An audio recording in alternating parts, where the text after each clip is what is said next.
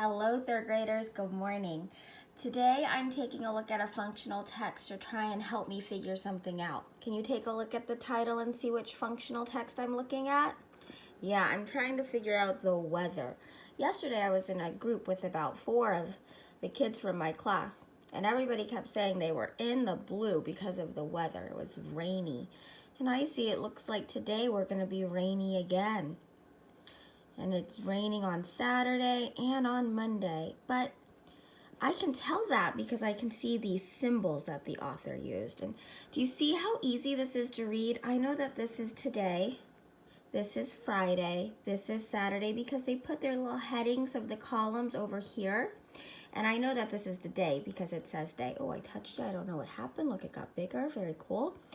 But I can also tell, it says high, low, that even though it's raining a couple days and cloudy some days, look how nice the temperature looks.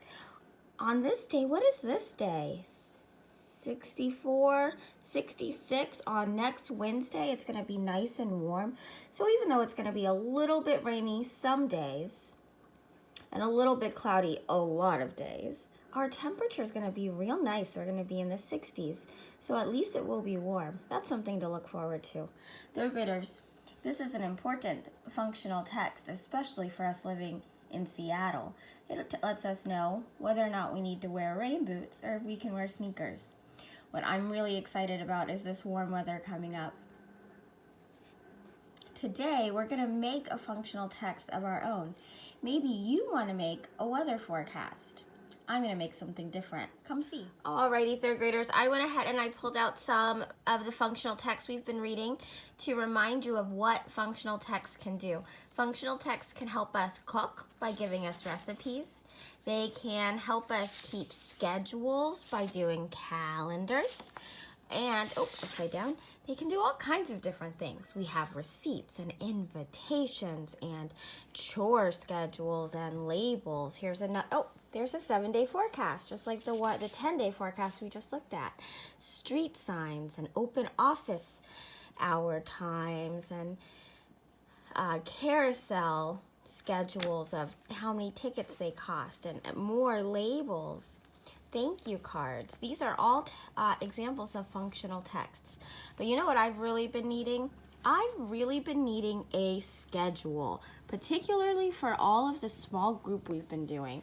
So today I'm gonna work on creating one of those schedules. I'll show you how I do it. Okay, third graders, like I was saying, what I really need, the functional text that would really come in handy for me, is a schedule for the small groups that I'm doing with you guys. So I'm gonna do it kind of like the weather forecast or the lunch schedule. I'm gonna do a calendar. So I need a title. First of all, that's one of the text features that I'll be using is a title. And I'm going to title it Small Group Schedule. Lulu approves. Can you hear in the background? Small Group Schedule. Okay. Then I'm going to add to the title, I'm going to say Distance Learning.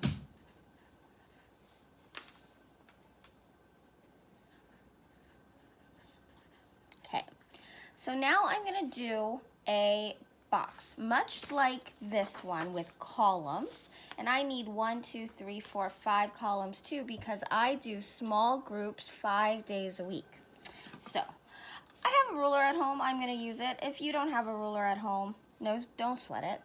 It doesn't have to be perfect, but this is one I think I'll put up on my wall to really help me stay organized. So I'm going to start right about here. Okay. And then, let's see, what did I make that? I made that 10, perfect. I'm going to bring it down and let's make it 5. And then bring it over.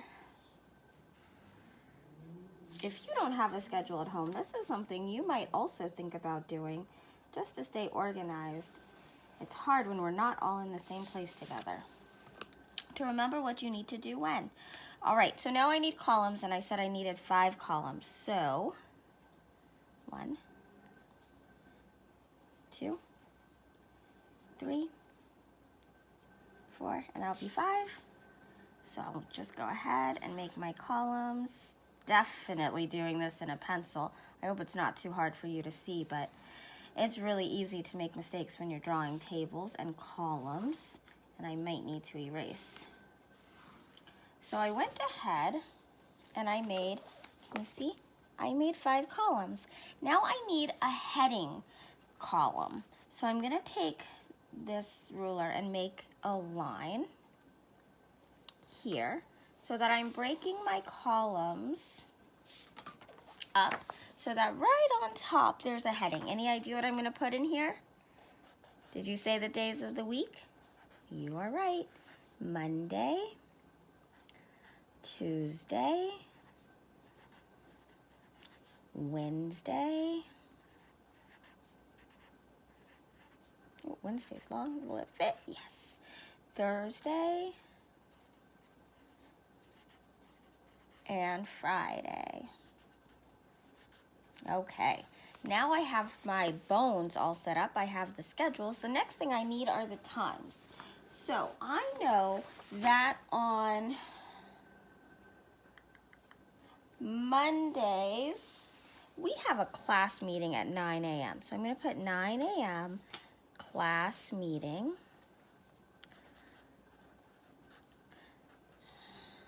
And then I know on Fridays at 1 p.m. we have a class meeting. So I'm going to add those in first,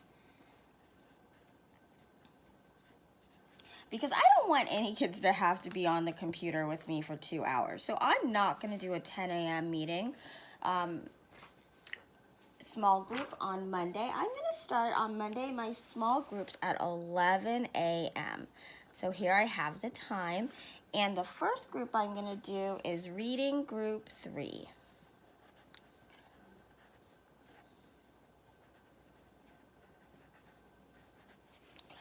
Okay, now on Tuesday, we don't have any meetings, so I am going to do a 10, I'm going to bring it down right here, a 10 a.m. group, and that 10 a.m. group is going to be math group 4. And then I'm going to do another group, but I'm going to do an 11 a.m. reading group 1. And then because on Monday I only did one group, I'm going to do another group over here at 1 p.m. and that's going to be reading group 2.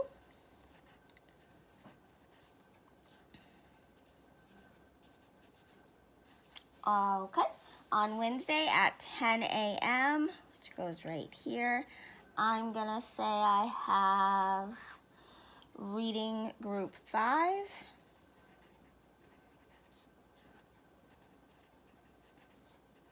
And at 11 a.m., I'm going to do math group 3.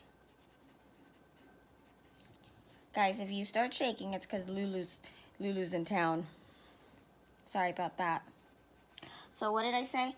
11 a.m. on Wednesday is going to be math group 3, and that's it. And then on Thursday, I have a meeting for teachers, but I can't do a 10 a.m., but at 11 a.m., I will do math group 1.